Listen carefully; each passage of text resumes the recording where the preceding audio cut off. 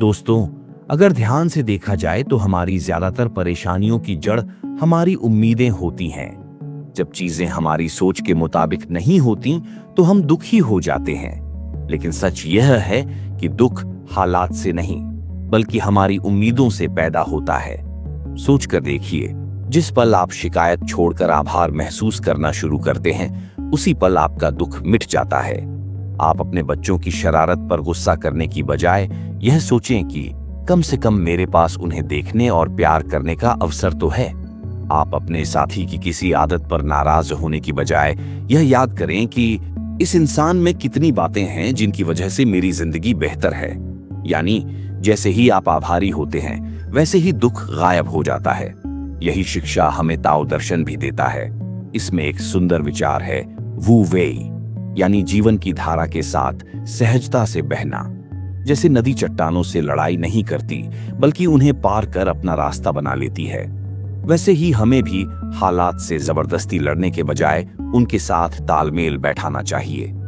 अब सवाल है, इसे जीवन में अपनाएं कैसे? यह बहुत सरल है।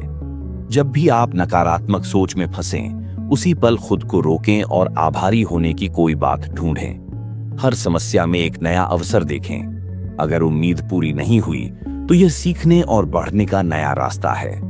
खुद को अभ्यास कराएं कि शिकायत की अवस्था में ज्यादा देर तक न रहें। प्रकृति भी यही सिखाती है। जैसे ऋतुएं बदलती रहती हैं, सर्दी, गर्मी, बरसात, बसंत, हर ऋतु की अपनी सुंदरता होती है। अगर कोई ऋतु हमेशा के लिए रुक जाए तो जीवन का संतुलन बिगड़ जाएगा। उसी तरह जिंदगी में भी बदलाव जरूरी है। बदलाव हमें आगे बढ़ाता है। और याद रखिए, छोड़ देने का मतलब यह नहीं कि हम जिम्मेदारी छोड़ दें। इसका मतलब है समझदारी से यह जानना कि कब काम करना है और कब चीजों को अपने आप होने देना है। जैसे नाविक हवा के साथ तालमेल बिठाकर पाल समायोजित करता है, वैसे ही हमें भी हालात के साथ ढलना चाहिए।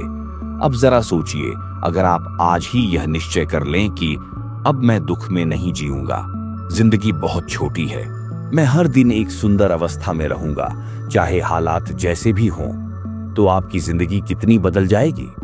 सोचिए, हर सुबह आप आभार से दिन की शुरुआत करें। हर रात शिकायत छोड़कर संतोष के साथ सोए। लोगों को बदलने की बजाय उन्हें स्वीकार करें और हर कठिनाई को गुस्से की बजाय सीखने का अवसर मानें।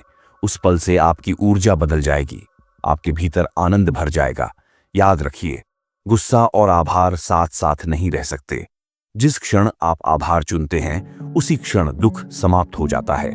तो आइए आज एक संकल्प लें, मैं उम्मीदें छोड़ूंगा और आभार चुनूंगा। मैं नियंत्रण छोड़ूंगा और जीवन के प्रवाह को अपनाऊंगा।